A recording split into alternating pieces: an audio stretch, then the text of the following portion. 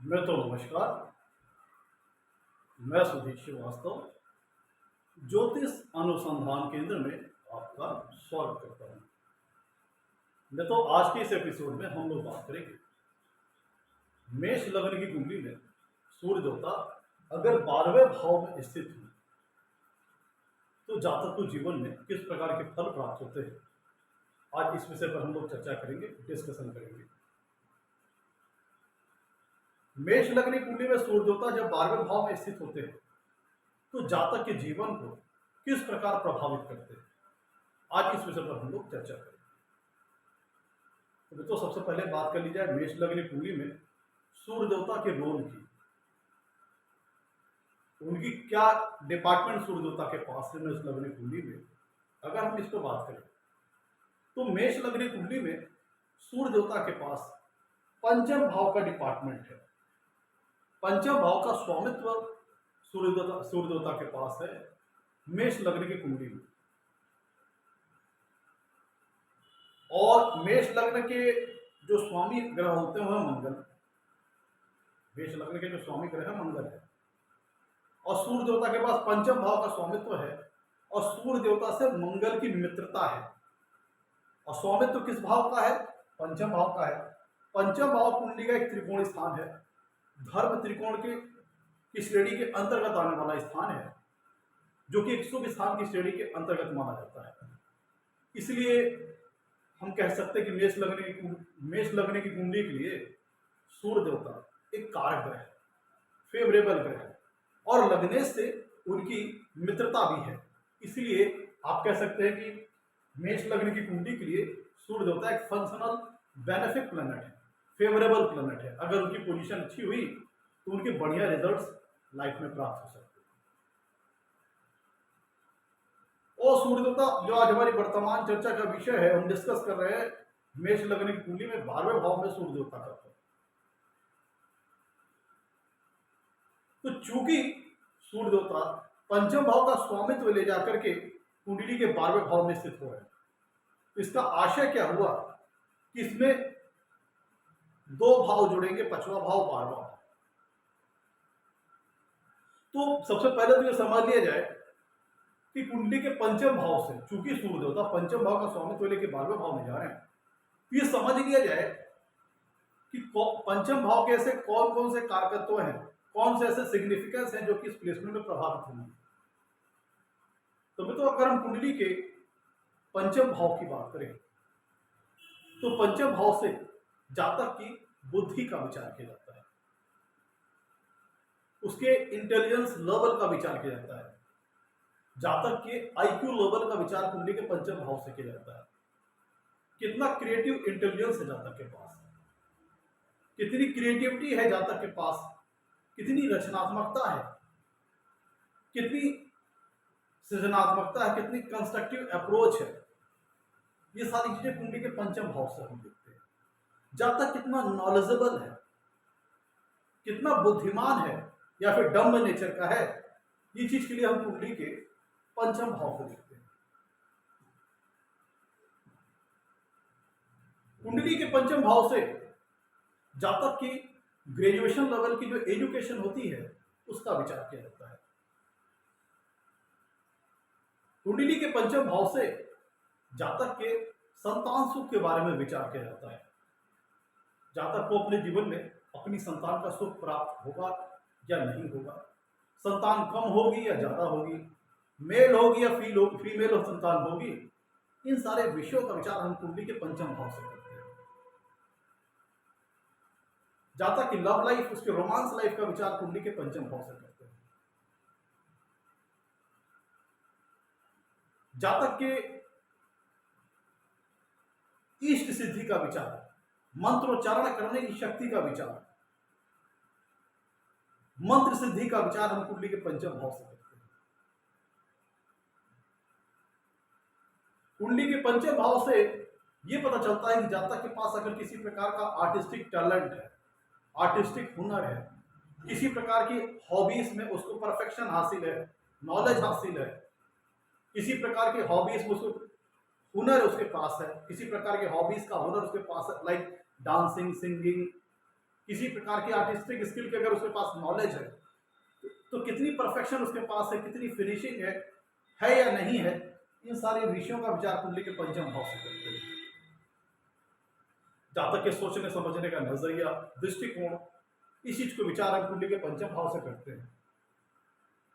कुंडली के पंचम भाव से जातक के इंटेलिजेंस लेवल का विचार किया जाता है। कुंडली के पंचम भाव से हम जातक की रिस्क टेकिंग एबिलिटी को देखते हैं। जातक की जो निर्णय लेने की शक्ति है उसका विचार कुंडली के पंचम भाव से करते हैं। जातक का माइंडसेट कितना क्लियर है इसका विचार कुंडली के पंचम भाव से करते हैं। निर्णय लेने की शक्ति कैसी है, अपने निर्णयों पे कितना जातक दृढ़ प्रतिज्ञ है, कितना स्थिर है, उसकी सोच में कितनी स्थिरता है, इस चीज का विचार कुंडली के पंचम भाव से करते हैं। कुंडली के पंचम भाव से जातक की रिस्क लेने की क्षमता का पता लगता है।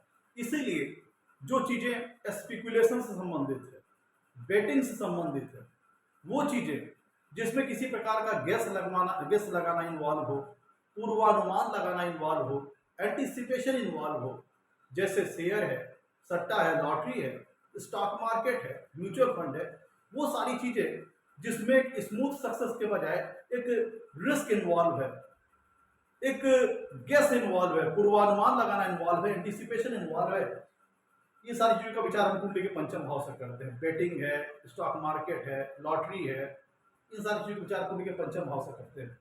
कुंडली के पंचम भाव से फन और एंटरटेनमेंट से संबंधित चीजों का विचार किया जाता है।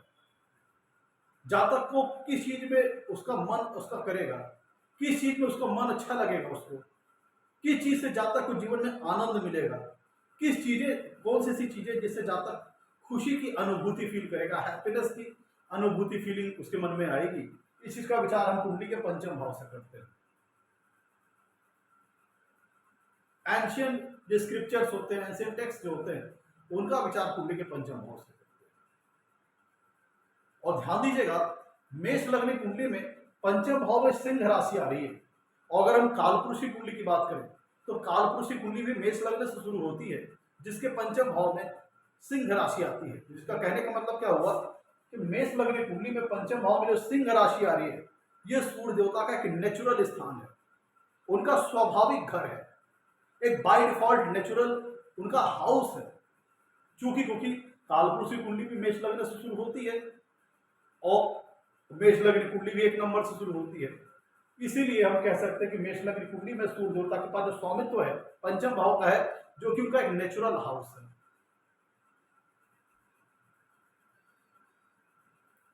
तो इन चीजों का स्वामित्व, पंचम भाव का स्वामित्व लेके सूर्य देवता चले गए कुंडली के 12वें भाव। तो 12वां भाव किस चीज को रिफ्लेक्ट करता है? 12वां भाव लग्न से 12वां भाव है। लग्न जो है वो जीवन का आरंभ का स्थान है, बिगिनिंग ऑफ लाइफ है, स्टार्टिंग पॉइंट ऑफ लाइफ है। और कुंडली का 12वां भाव एंड का स्थान है, अंत का स्थान है। लग्न जीवन का आरंभ है और 12वां भाव जीवन का अंत है, अर्थात मुक्ति, मोक्ष, इस जन्म से मुक्ति पाकर के अगले जन्म की ओर आगे बढ़ना। इस चीज को हम 12वें भाव से देखते हैं। कुंडली के 12वां भाव को हम व्यय का स्थान कहते हैं, क्योंकि ये लाइफ का एंड पॉइंट है।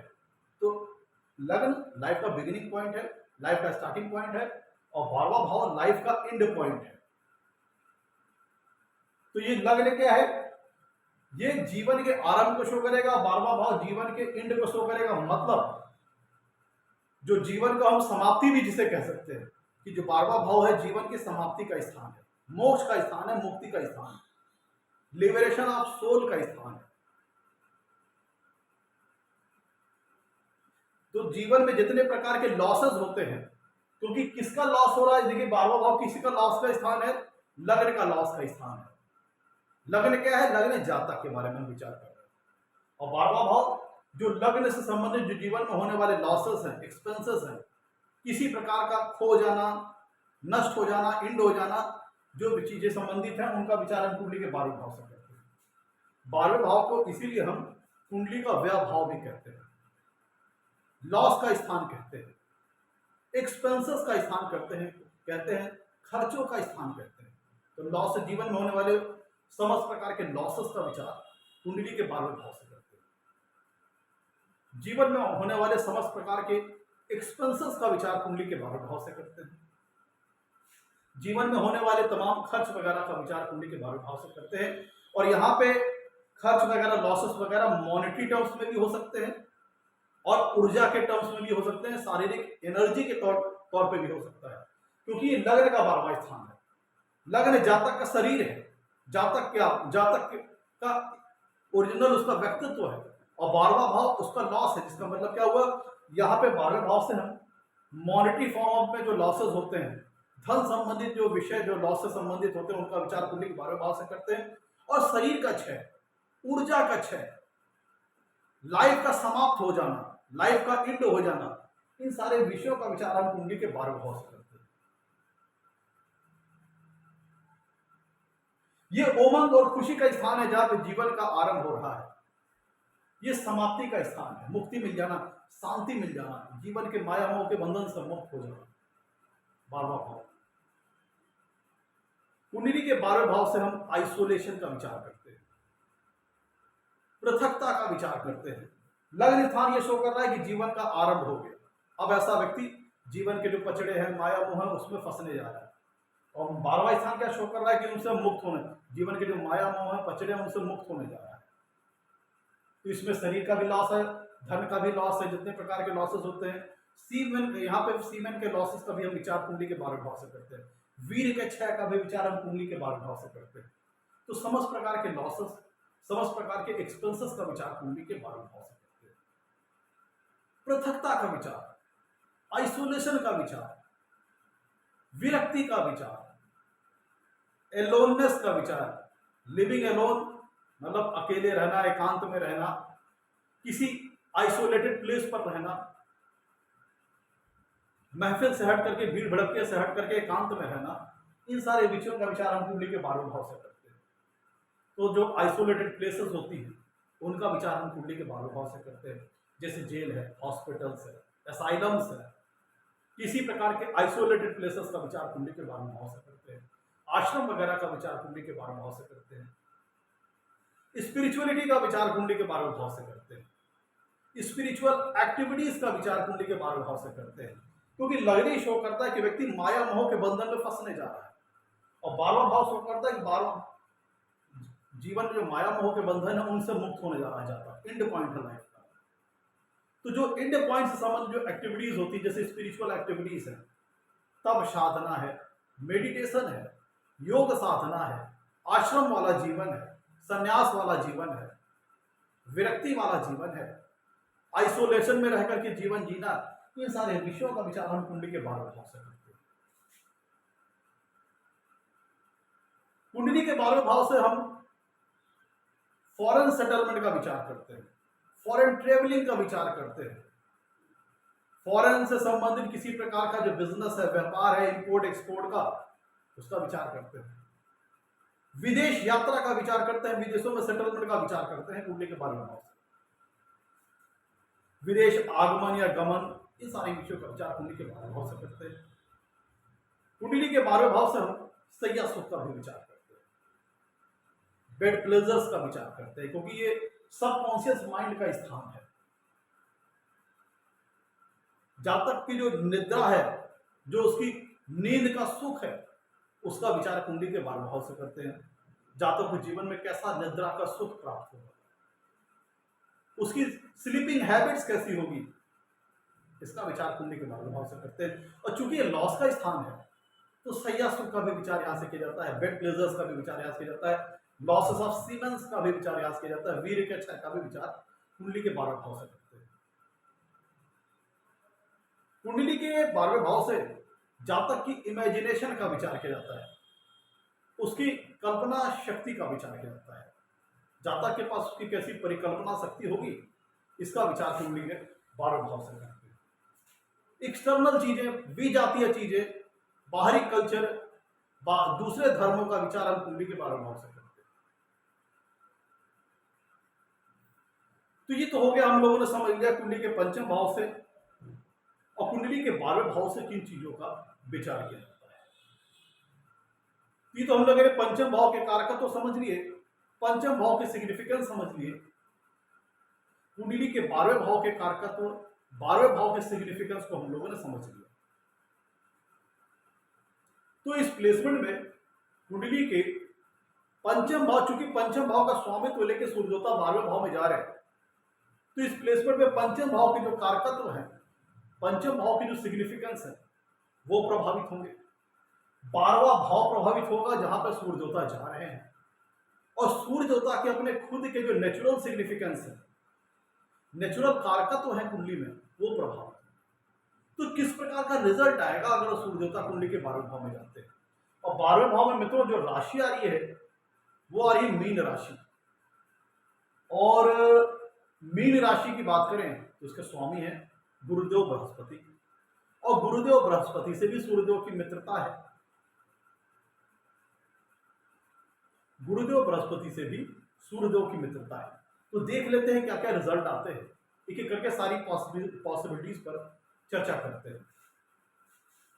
मित्रों यहां पे इस प्लेसमेंट में एक बात तो क्लियर हो गई कि जो पंचम भाव के कारकत्व है, जो पंचम भाव के सिग्निफिकेंस है, उनका अटैचमेंट, उनका एसोसिएशन कुंडली के 12वें भाव से हो रहा है, या उनका संबंध, पंचम भाव के जो कारकत्व है, पंचम भाव के जो सिग्निफिकेंस है, उनका संबंध कुंडली के जो 12वें भाव के जो कारकत्व है, जो सिग्निफिकेंस है, उनके साथ हो रहा है। अब दोनों को कोरिलेट करके हम रिजल्ट निकालेंगे कि किस प्रकार का रिजल्ट आ सकता है।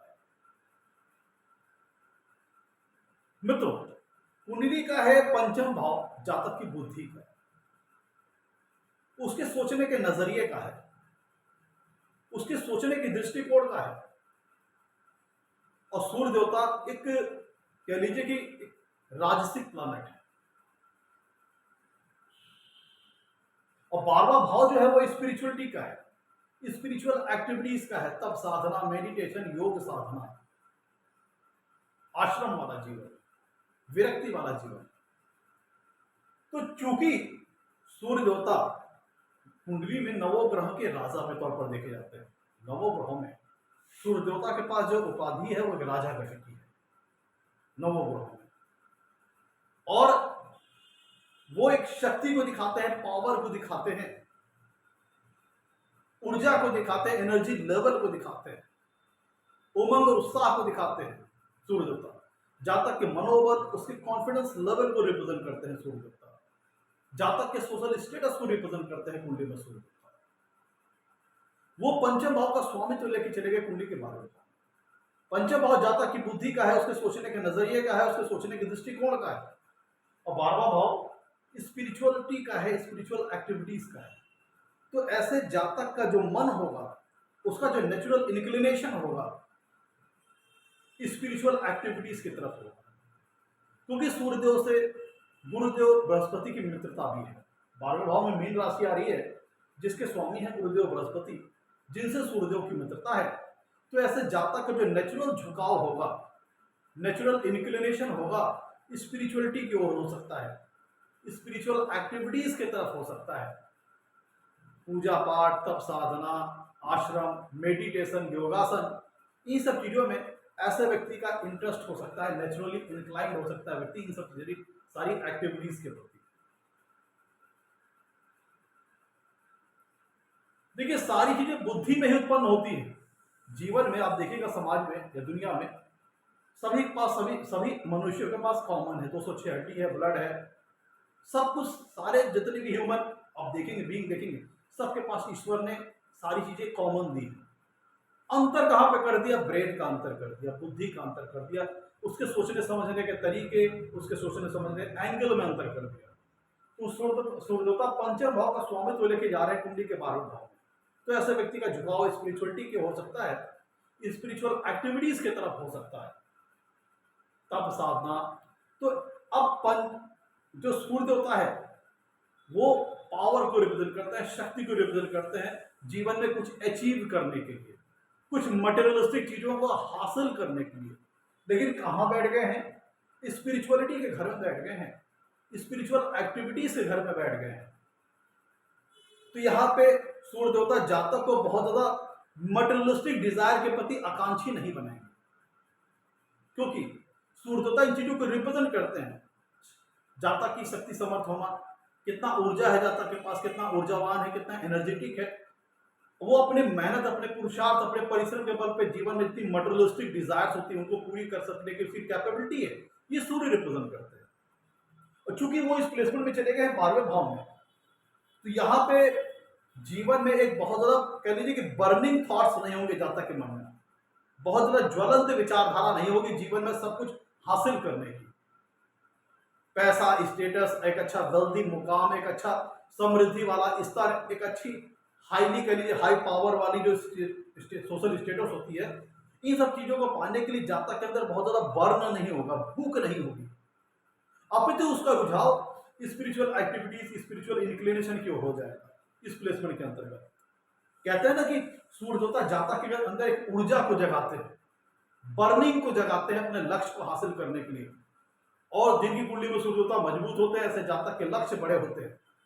जिनकी कुंडली में सूर्य देवता मजबूत होते हैं, फेवरेबल होते हैं, ऐसे जातक के लक्ष्य बड़े होते हैं, पुरुषार्थी होते हैं, मेहनती होते हैं और अपने मेहनत, अपने पुरुषार्थ, अपने परिश्रम के बलबूते जीवन में सब कुछ हासिल करने वाले होते हैं। तो लेकिन वो कब, जब उनकी प्लेसमेंट कुछ इस टाइप की हो कि जातक को अपना परिश्रम, अपने पुरुषार्थ, अपने पराक्रम को दिखाने का मौका मिले मटेरियलिस्टिक डिजायर को हासिल करने। लेकिन सूर्य देवता बैठ गए हैं मोक्ष, मुक्ति और विरक्ति के स्थान पर, तो जातक की सोच में वो बर्निंग नहीं होगी, उसके थॉट्स में वो बर्निंग नहीं होगी, वो जिज्ञासा नहीं होगी, वो भूख नहीं होगी जीवन में एक अच्छा मुकाम हासिल करने के लिए, एक अच्छा सोशल स्टेटस हासिल करने के लिए।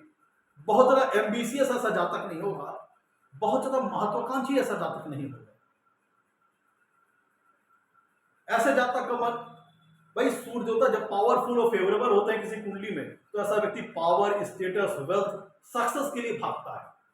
लेकिन सूर्य देवता इस प्लेसमेंट में मोक्ष, विरक्ति और मुक्ति के स्थान पर चले गए, तो ऐसे व्यक्ति के अंदर इन सब चीजों को पाने की थ्रस्ट, जिज्ञासा नहीं होगी, अपितु उसकी सोच और विचारधारा में परोपकारिता हावी हो जाएगी, काइंडनेस हावी हो जाएगी, नॉबल और हम्बल एटीट्यूड उसके ऊपर हावी हो जाएगा। दूसरों की भलाई के लिए काम करना, दूसरों के सोशल वेलफेयर के लिए काम करना, दूसरों के हित के लिए काम करना, ये यहाँ पे ये बात हो जाएगी। अपनी खुद की जो उसकी मटेरियलिस्टिक डिजायर होंगी उसको लेकर के ऐसा जातक बहुत ज्यादा जिज्ञासु नहीं होगा, थ्रस्टी नहीं होगा, बर्निंग डिजायर नहीं होगी उसके मन में, अपितु तो दूसरों के कल्याण के लिए, जन कल्याण के लिए, दूसरों के सोशल वेलफेयर के लिए, दूसरों की बेहतरी के लिए, दूसरों के अच्छे कह लीजिए कि एक अच्छे उसकी लाइफ के लिए, अच्छी लाइफ रनिंग के लिए ऐसा जातक प्रयास करेगा। ऐसा जातक सोशल एक्टिविटीज में इन्वॉल्व होकर के दूसरे जिन चीजों में दूसरों की भलाई शामिल हो, अपने खुद की जो हित की जो उसकी भूख होती है वो इस प्लेसमेंट में होती ज्यादा नहीं रहेगी, बल्कि ऐसा व्यक्ति केयरिंग नेचर का होगा, काइंड नेचर का होगा, परोपकारिता उसके नेचर में होगी, बेनोवेलेंट टाइप का होगा, दूसरों की भलाई के लिए काम करने वाला, जन कल्याण के लिए काम करने वाला।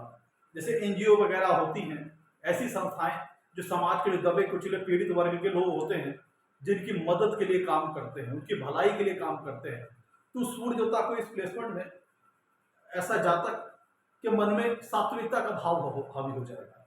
मतलब जो मटेरियलिस्टिक डिजायर है उनको पाने की उतनी भूख ऐसे जातक के मन में नहीं होगी, अपितु वो दूसरों की भलाई के लिए काम करने वाला होगा, अपने हित को उतना सर्वोपरि न रख करके दूसरों के हित के लिए काम करने वाला होगा, दूसरों के हित की भलाई के लिए काम करने वाला होगा। परोपकारिता, नॉबल, हम्बल एटीट्यूड, ये सब उसके व्यक्तित्व का हावी हो जाएगा, क्योंकि जो स्थान है वो इन सारी चीजों का है। चैरिटी वगैरह करना, डोनेशन वगैरह देना, दान वगैरह करना जीवन में, ये सारी चीजें ऐसे जातक को पसंद हो सकती है।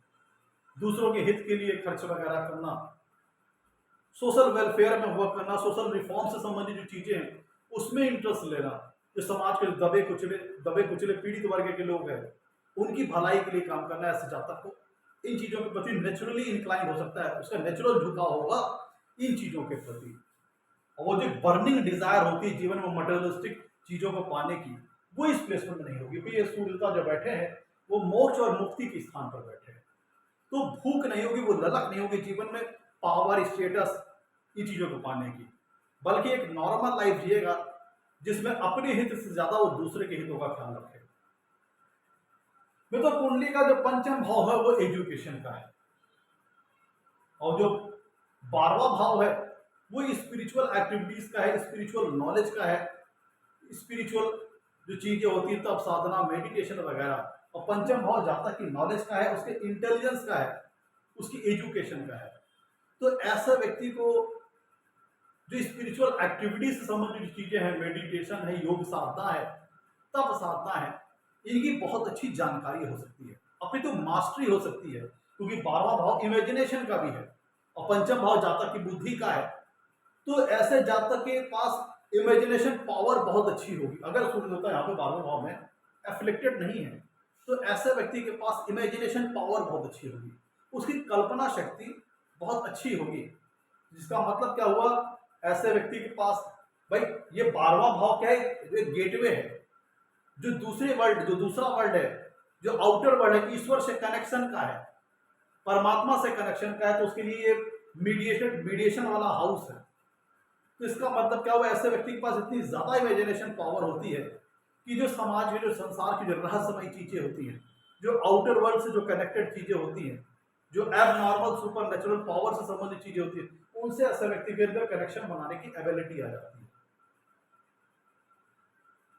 तो चूंकि ऐसे जातक कि पंचम भाव नॉलेज का है, इंटेलिजेंस का, 12वां भाव इमेजिनेशन का है, तो ऐसे जातक की इमेजिनेशन पावर बहुत ज्यादा होती है। तो ऐसे व्यक्ति तप साधना, सिद्धि प्राप्त करना, इन सब चीजों में भी ऐसे व्यक्ति सफल हो सकते हैं। पंचम भाव है, जैसे मैंने बताया, नॉलेज का है, तो ऐसे जातक को स्पिरिचुअल विषयों में बड़ी अच्छी नॉलेज हो सकती है, उसका फिलोसफिकल व्यू बड़ा स्ट्रांग हो सकता है। मेडिटेशन में या योग साधना में आज किसी प्रकार के, कह लीजिए कि जो उपदेशक होते हैं जीवन में सही मार्ग दिखाने के, नेचुरल लाइफ से हट करके जो धर्मगुरु वगैरह होते हैं, जो मार्ग प्रशस्त करते हैं मुक्ति के लिए, मोक्ष के लिए, ऐसे संबंधित विषयों की ऐसे व्यक्ति को बहुत अच्छी नॉलेज हो सकती है। मतलब फिलोसफिकल व्यू ऐसे जातक का बड़ा स्ट्रांग हो सकता है। पंचम भाव चूंकि एजुकेशन का है और कुंडली का 12वां भाव मित्रों जो है वो फॉरेन का है, विदेश का है। तो इसका मतलब ये हो सकता है, पॉसिबिलिटी बनती है कि ऐसा जातक एजुकेशन लेने के सिलसिले में विदेश वगैरह जा सकता है, अपने घर बार से कहीं दूर दराज के स्थानों पे जा सकता है एजुकेशन वगैरह लेने के सिलसिले में। मित्रों यहां ध्यान दीजिएगा, ये जो सूर्य देवता की जो 12वें भाव में प्लेसमेंट है, और चूंकि सूर्य देवता पंचम भाव का स्वामित्व लेकर के कुंडली के 12वें भाव में जा रहे हैं, तो इस प्लेसमेंट को अगर हम लग्न के दृष्टिकोण से देखें तो लग्न के दृष्टिकोण से भी ये, क्योंकि 12वां भाव एक दुष्ट स्थान है मित्रों, एक त्रिक स्थान है जो कि अच्छा नहीं माना जाता है। तो पंचम भाव का स्वामी लग्न से 12वें भाव में जा रहा है, और 12वां भाव एक दुष्ट स्थान, एक त्रिक स्थान है। तो अगर हम लग्न के दृष्टिकोण से देखें तो लग्न के लिहाज से ये प्लेसमेंट अच्छी नहीं है।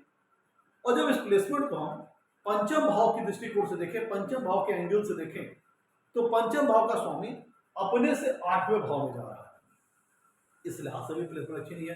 तो जो कुंडली का 12वां भाव है ये 5वें से 8वां भाव है। तो जब हमने इस प्लेसमेंट को लग्न की दृष्टिकोण से देखा, तो लग्न के दृष्टिकोण से जब हमने इस प्लेसमेंट को देखा तो पंचम भाव का स्वामी लग्न से 12वें भाव में जा रहा है, जो कि अच्छी प्लेसमेंट नहीं है। और जब इस प्लेसमेंट को हमने पंचम भाव के दृष्टिकोण से देखा, पंचम भाव के एंगल से देखा, तो पंचम भाव का स्वामी अपने से अष्टम भाव में जा रहा है। तो दोनों लिहाज से ये प्लेसमेंट अच्छी नहीं मानी जाएगी। तो जिसका मतलब क्या हुआ कि अगर चूंकि पंचम भाव जातक की एजुकेशन का है, तो अगर जातक एजुकेशन वगैरह लेने के लिए फॉरेन वगैरह चला गया, अपने घर बार से कहीं दूर दराज के स्थानों पर चला गया, तब तो वहां पे उसको अच्छी एजुकेशन, अच्छी तालीम मिल जाएगी। लेकिन अगर जातक अपने जन्म स्थान पर बना रहता है, तो उसके एजुकेशन में इंटरप्शन आ सकता है, ब्रेक लग सकते हैं बीच में एजुकेशन लाइफ में, उसके किसी प्रकार की किसी परिस्थिति के चलते ब्रेक्स लग सकते हैं। जैसे मान लीजिए अगर फादर की ट्रांसफरेबल जॉब है, तो बीच एजुकेशन में उसके फादर का ट्रांसफर कहीं हो गया, तो उसकी जातक को अपना वो शहर छोड़ करके किसी अन्य शहर जाना पड़ेगा एजुकेशन को कंप्लीट करने के लिए। तो यहाँ पे इस प्लेसमेंट में इंटरप्शन, ट्रबल आ सकती है जातक की एजुकेशन लाइफ में, ब्रेकअप्स वगैरह आ सकते हैं। मतलब जातक की एजुकेशन लाइफ स्मूथ ना होकर उसमें डिस्टर्बेंस आ सकती है अगर जातक विदेश वगैरह नहीं जाता। विदेश अगर एजुकेशन वगैरह लेने चला जाता है तो बहुत अच्छी प्लेसमेंट है। या किसी प्रकार ऐसे जातक के पास किसी प्रकार की फॉरेन एजुकेशन हो सकती है, जैसे किसी प्रकार की फॉरेन लैंग्वेज का ऐसे जातक को बड़ा अच्छा नॉलेज हो सकता है, स्पेनिश हो गई, फ्रेंच हो गई, किसी दूसरे जो देश की जो नॉलेज है, कल्चर है, वहां के कल्चर की, वहां की लैंग्वेज की, वहां के रहन सहन के तरीकों की ऐसे जातक को बहुत अच्छी जानकारी हो सकती है इस प्लेसमेंट के अंतर्गत। क्योंकि कुंडली का 12वां भाव विदेश को भी शो करता है, दूर दराज के स्थानों को शो करता है, तो विदेशी कल्चर या विदेशी लैंग्वेज या वहां के रहने सहने के तरीकों को ऐसे जातक बड़ी अच्छी नॉलेज हो सकती है। 5वां भाव जातक की लव लाइफ, उसकी रोमांस लाइफ का है। 12वां भाव विदेश का है। तो ऐसे जातक की लव लाइफ, रोमांस लाइफ, किसी दूर दराज के व्यक्ति या विदेश से जो व्यक्ति रह रहा है उससे उसका कनेक्शन बन सकता है, एसोसिएशन बन सकता है। और 12 भाव से हम विजातीय चीजों का विचार करते हैं, इंटरकास्ट, एक्सटर्नल चीज, धर्म से रिलेटेड, जो धर्म से बाहर की चीजें हैं, जैसे अगर जातक हिंदू है तो मुस्लिम, सिख, ईसाई, क्रिश्चियन वगैरह। तो ऐसे जातक के रेगुलर पैटर्न से हट करके प्रेम संबंध जीवन में बन सकते हैं, रोमांस लाइफ बन सकती है। मतलब लेट सपोज अगर लड़का श्रीवास्तव है तो लड़की पंजाबी है, बंगालिन है, इस तरह की जो रेगुलर पैटर्न से हट करके जो प्रेम संबंध वगैरह हो सकते हैं वो इस प्लेसमेंट से हट करके हो सकते हैं। क्योंकि 12वां भाव मित्रों विजातीय चीजों, एक्सटर्नल चीजें, रेगुलर पैटर्न से जो चीजें हट के होती है उनको शो करता है। इंटरकास्ट हो गया, बाहरी धर्म से में प्रेम संबंध स्थापित करना, दूसरे कल्चर से जो संबंधित लोग हैं उनसे प्रेम संबंध स्थापित करना, लव लाइफ एस्टैब्लिश करना, वो इस प्लेसमेंट के अंतर्गत दे सकता है, जिसमें जातक के दूसरे धर्म के लोगों या दूसरी जात के लोगों से संबंध हो सकते हैं। जैसे लड़का हिंदू है तो मुसलमान लड़की से प्रेम हो जाना, ईसाई है तो सिख लड़की से प्रेम हो जाना, इस तरह की चीजें इस प्लेसमेंट के अंतर्गत आ सकती है। और चूंकि मित्रों यह प्लेसमेंट लगने के दृष्टिकोण से भी अच्छी नहीं है और पंचम भाव के दृष्टिकोण से भी अच्छी नहीं है। अगर हम लगने के दृष्टिकोण से बात करें तो लग्न से जो पंचम भाव का स्वामी है वो लग्न से 12वें भाव में जा रहा है, जो कि एक दूसरी स्थान है, तो लग्न के दृष्टिकोण से भी प्लेसमेंट अच्छी नहीं। और पंचम भाव के खुद के दृष्टिकोण से अगर देखें तो पंचम भाव का स्वामी 12वें भाव में जा रहा है, जो कि 12वां भाव पंचम भाव से 8वां भाव है। तो दोनों लिहाज से प्लेसमेंट अच्छी नहीं रही, जिसका मतलब क्या है कि ऐसे जातक की लव लाइफ में, रोमांस लाइफ में ब्रेकअप वगैरह आ सकते हैं, डिस्टर्बेंस आ सकते हैं। ऐसे जातक को लव लाइफ में सक्सेस मिलने में परेशानी आ सकती है। और चूंकि 12वां भाव जो है 5वें भाव से 8वां भाव है, तो ऐसे व्यक्ति को प्रेम संबंधों में धोखा वगैरह भी मिल सकता है, चीटिंग वगैरह भी ऐसे व्यक्ति के साथ हो सकती है। मतलब ऐसे व्यक्ति की जो लव लाइफ है, रोमांस लाइफ है, बीच में ब्रेकअप आ सकता है, उसमें एक संबंध टूट जाए फिर दूसरा संबंध शुरू हो, कुछ इस तरह की चीजें हो सकती है। और मित्रों चूंकि 12वां भाव पंचम भाव से 8वां भाव है, तो ऐसे व्यक्ति की स्पिरिचुअल एक्टिविटीज में रुचि हो सकती है, ऑकल्ट नॉलेज में रुचि हो सकती है, किसी गूढ़ और जटिल विषय में ऐसे व्यक्ति को रुचि हो सकती है। इस प्लेसमेंट के अंतर्गत आप ऐसा देख सकते हैं, क्योंकि पंचम भाव का स्वामी 12वें भाव में बैठा है और 12वां भाव पंचम भाव से 8वां भाव है, जहां पे सूर्य चले गए हैं। इसका मतलब ऐसे व्यक्ति को किसी गूढ़ विद्या, जटिल विद्या, तंत्र मंत्र साधना, योग साधना, अकल्ट नॉलेज, अकल्ट इंफॉर्मेशन, इनसे संबंधित किसी विषयों की अच्छी नॉलेज हो सकती है, क्योंकि पंचम भाव का स्वामी अपने से 8वें भाव में है।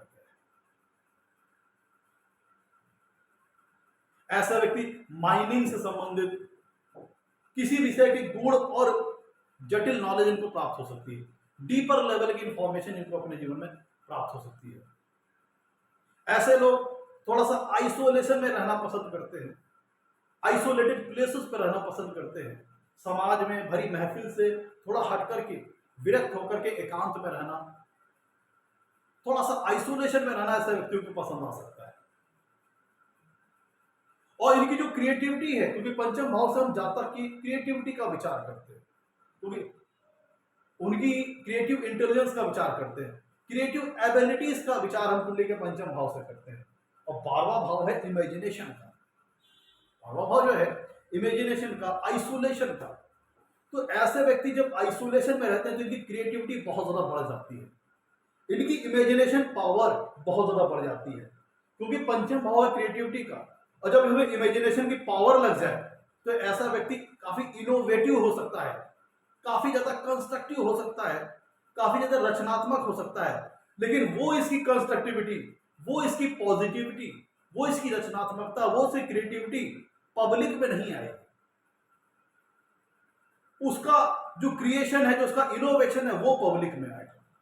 मतलब ऐसा व्यक्ति स्टोरी राइटर हो सकता है, बुक पब्लिशर हो सकता है, शेरो शायरी करने वाला हो सकता है, और कवि कवि हो सकता है, गद्य लेखन हो सकता है, राइटर हो सकता है, गद्य लेखन वाला हो सकता है, पद्य लेखन वाला हो सकता है, उपन्यासकार हो सकता है, जो संगीत वगैरह की जो रचना करते हैं, म्यूजिक डायरेक्टर, सिंगर वगैरह हो सकते हैं, क्योंकि वो सारी चीजें जहां पे आदमी को बहुत ज्यादा क्रिएटिविटी चाहिए, बहुत ज्यादा इमेजिनेशन पावर चाहिए सक्सेस पाने के लिए, उनके लिए प्लेसमेंट अच्छी है।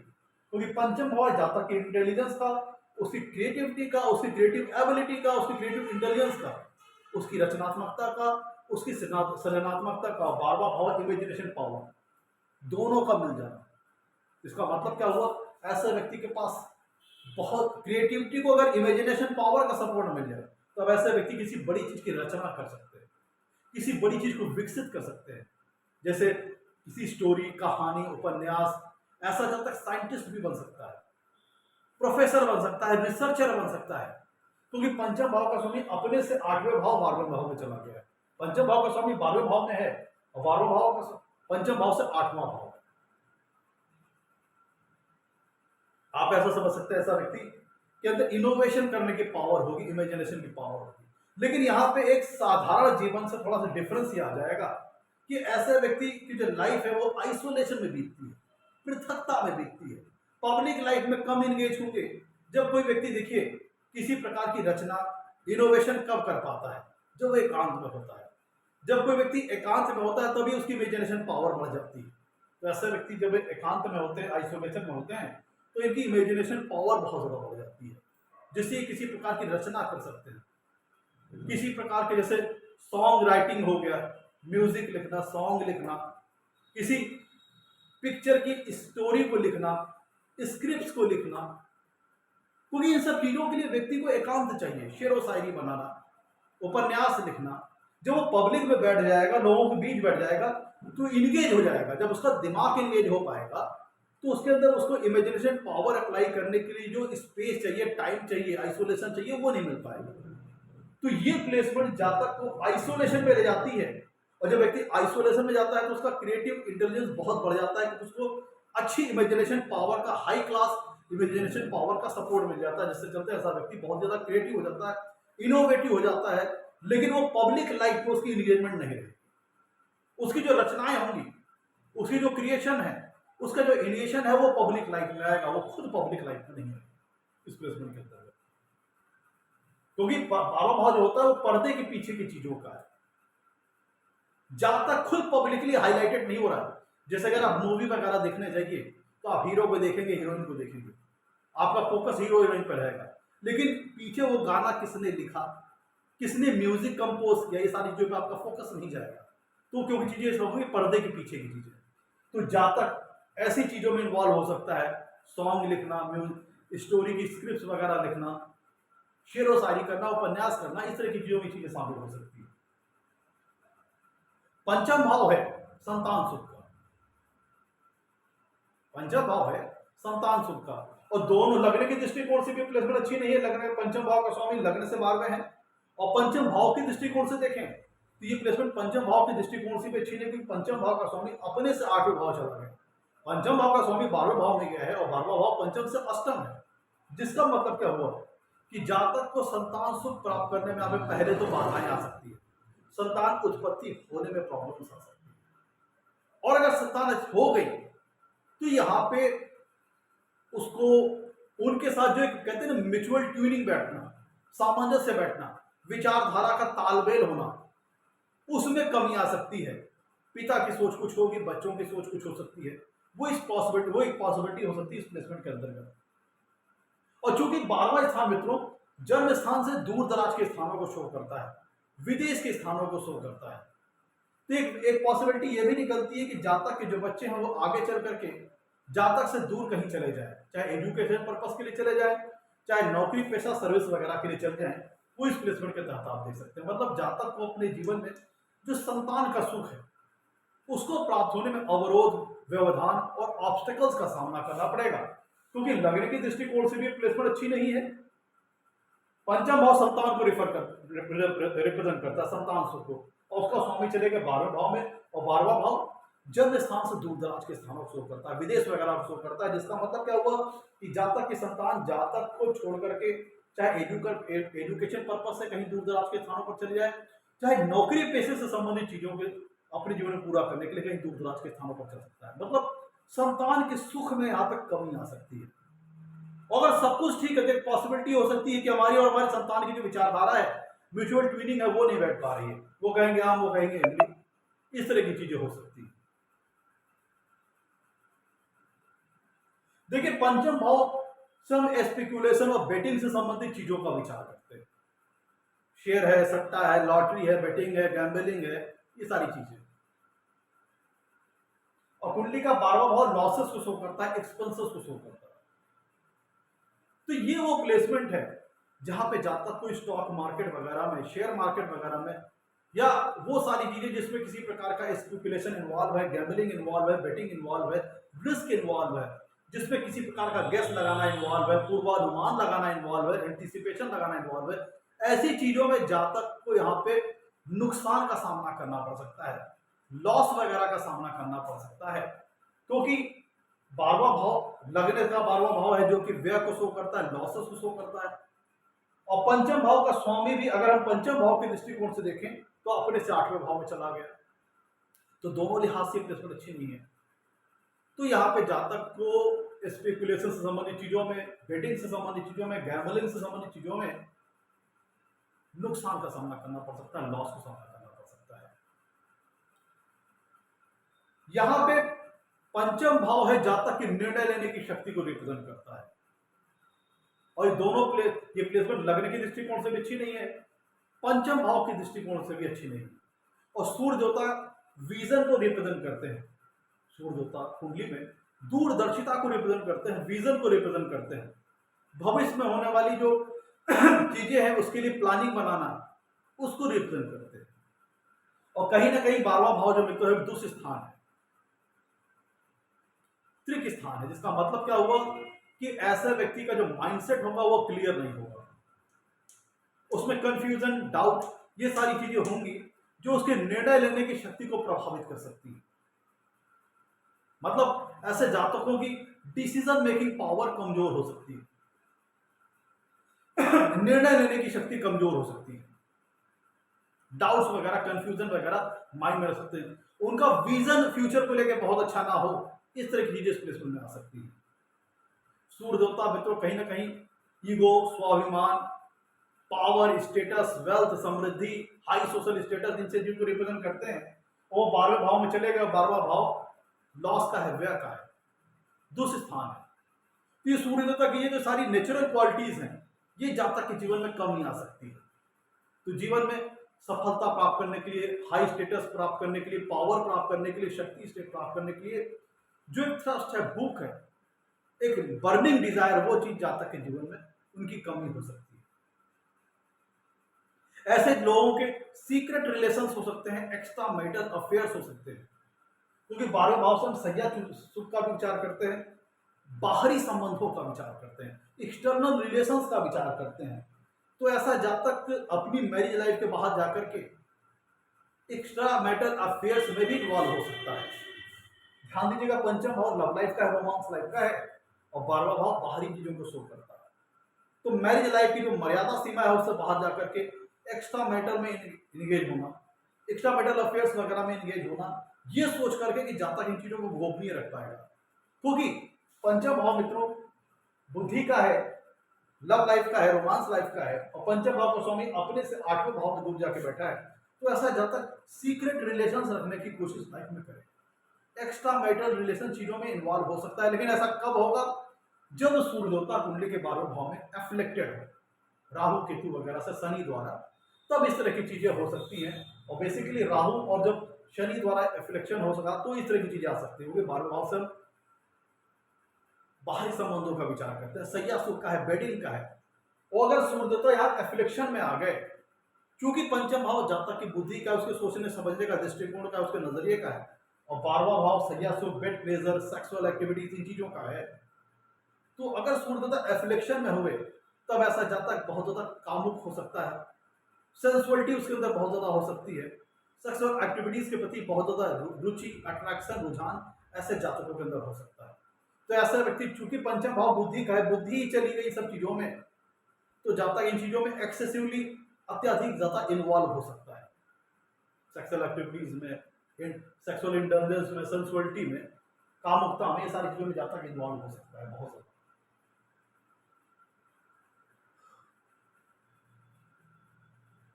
यहां पे देखिए, पंचवा भाव जो होता है इष्ट सिद्धि का होता है, मंत्र सिद्धि का होता है, और 12वां भाव इमेजिनेशन पावर का होता है, आइसोलेशन का हो सकता है। तो कोई व्यक्ति अगर जीवन में सिद्धि हासिल करना चाहता है, मंत्र सिद्धि प्राप्त करना चाहता है, तो उस लिहाज से व्यक्ति के लिए अच्छी प्लेसमेंट है। लेकिन चूंकि उन सब इन चीजों को प्राप्त करने के लिए जातक को आइसोलेशन में जाना पड़ेगा भी, क्योंकि 12वां भाव इन चीजों को भी रिप्रेजेंट करता है। और अगर 12वें भाव में सूर्य देवता अगर एफ्लिक्टेड हो गए, पंचम भाव बुद्धि का है, 12वां भाव दूसरे स्थान का है, और एडिक्शन को भी रिप्रेजेंट करता है ये भाव, इंटॉक्सिकेशन को भी रिप्रेजेंट करता है, जो जीवन में खराब लतें होती है, जैसे शराब है, ड्रग्स है, अल्कोहल्स है। तो अगर सूर्य और पंचम भाव बुद्धि का है, जब बुद्धि चली गई और सूर्य देवता, अगर जब तक सूर्य देवता एफ्लिक्शन नहीं है सूर्य देवता के ऊपर, तो चूंकि सूर्य देवता अपने मित्र गुरुदेव बृहस्पति की राशि में है, तो उनकी नेचुरल क्वालिटी, जो पॉजिटिव क्वालिटीज है, उसको हासिल करेगा। लेकिन अगर सूर्य देवता यहाँ पे एफ्लिक्शन हो गए, तब ऐसा व्यक्ति इंटॉक्सिकेशन की ओर भी बढ़ सकता है, एडिक्शन की ओर भी बढ़ सकता है, अल्कोहलिज्म, तंबाकू, सुर्ती, शराब, अल्कोहल, प्रोस्टिट्यूशन, इन सब सारी चीजों में भी ऐसा जातक इन्वॉल्व हो सकता है। अगर सूर्य एफ्लिक्टेड नहीं है तब ये सारी चीजें नहीं होंगी, तब स्पिरिचुअल एक्टिविटीज में इन्वॉल्व होना, परोपकारिता स्वभाव में हावी होना, दबे कुचले जो पीड़ित वर्ग के लोग हैं उनके वेलफेयर के लिए काम करना, एनजीओ से जातक संबंधित काम करने वाला हो सकता है, हॉस्पिटल्स में काम करने वाला हो सकता है। 12वां भाव देखिए हॉस्पिटल का है, 12वां भाव हॉस्पिटल का है, और 6वां भाव रोग वगैरह का है। तो चूंकि सूर्य देवता जब 12वें भाव में चले गए, तो जो उनकी नेचुरल क्वालिटीज है, पावर, स्टेटस, बहुत शक्तिशाली होना, उच्च स्तरीय मुकाम हासिल करना, वो सारी चीजें इस प्लेसमेंट में कम हो जाएंगी। और चूंकि बुद्धि का स्वामी 12वें भाव में जा रहा है, 12वां भाव हॉस्पिटल्स वगैरह को रिप्रेजेंट करता है, तो और 6वां भाव रोग वगैरह को रिप्रेजेंट करता है, दबे कुचले लोगों को रिप्रेजेंट करता है, अंडर प्रिविलेज पीपल को रिप्रेजेंट करता है कुंडली का 6वां भाव, दिव्यांग जो लोग होते हैं, पीड़ित वर्ग के जो लोग होते हैं, उनको कुंडली का 6वां भाव रिप्रेजेंट करता है। तो ऐसा जातक दूसरों की सोशल वेलफेयर, दूसरों की भलाई के लिए काम करने वाला हो सकता है। तो हॉस्पिटल वर्कर ऐसा जातक हो सकता है, जेल स्टाफ हो सकता है, असाइलम वर्कर हो सकता है, जहां पे वो दूसरों की भलाई के लिए, दूसरों के हित के लिए काम करने वाला हो सकता है, अगर सूर्य देवता एफ्लिक्शन में नहीं है। लेकिन अगर सूर्य देवता 12वें भाव में एफ्लिक्शन में है, और 12वां भाव दूसरे स्थान है, यहां से खराब चीजों का भी विचार करते हैं, इंटॉक्सिकेशन, एडिक्शन, लत, खराब लत, प्रोस्टिट्यूशन, और बुद्धि स्थान का स्वामी जा रहा है तो खराब चीजों में दिमाग लग जाएगा। तो ऐसे जातक में जातक की बुद्धि करप्ट हो जाएगी, क्रिमिनल टेंडेंसीज हावी हो जाएंगी, गलत चीजों में संगत, गलत चीजों में ऐसा जातक लती हो जाएगा। और ऐसे जातक के अंदर आर्गुमेंटिंग, अगर सूर्य तो यहाँ पे एफ्लिक्टेड है, तो बेवजह कुतर्क करना, आर्गुमेंटेशन करना, लड़ाई झगड़ा करना, क्योंकि यहाँ से सप्तम कुंभ दृष्टि से कुंडली के 6वें भाव को देख रहे हैं, 6वां भाव क्वेरल्स का है, डिस्प्यूट्स का है, लड़ाई झगड़े का है, आर्गुमेंट्स का है। तो अगर सूर्य देवता यहाँ पे अगर एफ्लिक्टेड में है, और चूंकि सप्तम कुंभ दृष्टि से कुंडली के 6वें भाव को देख रहे हैं, तो यहाँ पे बेवजह लड़ाई झगड़े में कूद जाना, डिस्प्यूट्स में पड़ जाना, कुतर्क करना, बेवजह आर्गुमेंटेशन करना, ये सारी चीजें इस प्लेसमेंट के अंदर आप देख सकते हैं। 5वां भाव स्टमक का है, जातक के डाइजेशन का है, और ये 12वां भाव व्यय का स्थान है, लॉस का स्थान है। लगने के लिहाज से भी प्लेसमेंट अच्छी नहीं है, और पंचम भाव के खुद के लिहाज से, पंचम भाव के दृष्टिकोण से भी प्लेसमेंट अच्छी नहीं है। तो ये स्थिति digestive system trouble, digestive system problem, पेट संबंधित रोग विकार दे सकती है, क्योंकि सूर्य 12वें भाव में बैठ करके, ये 12वां भाव व्यय का है, लॉसेस का है, और सिर्फ यहाँ पे बैठे नहीं है, सप्तम कुंडली के 6वें भाव को देख रहे हैं, 6वां भाव रोग का है, डिजीज का है, और 12वां भाव एक्सपेंसेस वगैरह का, जिसका मतलब क्या है, जातक को किसी प्रकार की पेट संबंधित बीमारी वगैरह हो सकती है, डिजीज वगैरह हो सकती है, प्रॉपर डाइजेस्टिव सिस्टम उसके पास हो सकता है ना हो, और पेट की बीमारी संबंधित चीजों में, पेट संबंधित जो प्रॉब्लम है, समस्याएं हैं, उनको लेकर के जातक को हॉस्पिटल्स वगैरह में उनके एक्सपेंसेस खर्च वगैरह काफी ज्यादा हो सकते हैं इस प्लेसमेंट के अंतर्गत। आप ऐसे इस प्लेसमेंट को समझ सकते हैं। और अगर सूर्य तो यहाँ पे रिफ्लेक्शन में आ गए तो लड़ाई झगड़े वाला नेचर हो सकता है, बेवजह लड़ाई झगड़ा करना, कुतर्क करना, खराब लत, शराब वगैरह की लत, ये सारी चीजें इस प्लेसमेंट के अंतर्गत आ सकती है। एक्स्ट्रा मैरिटल में इन्वॉल्व हो जाना, एक्स्ट्रा मैरिटल अफेयर्स में इन्वॉल्व हो जाना, अवैध संबंधों में इन्वॉल्व हो जाना, इन चीजों में भी ऐसा जातक पड़ सकता है। तो मित्रों, ये था आज का हमारा एपिसोड। अगर सूर्यदेवता कुंडली के मेष लग्न कुंडली में 12वें भाव में स्थित हो तो जातक जीवन में किस प्रकार का फल प्राप्त होता है। एपिसोड अच्छा लगा हो तो लाइक कीजिएगा, चैनल को सब्सक्राइब कीजिएगा। आज के लिए इतना ही, तो नमस्कार, धन्यवाद।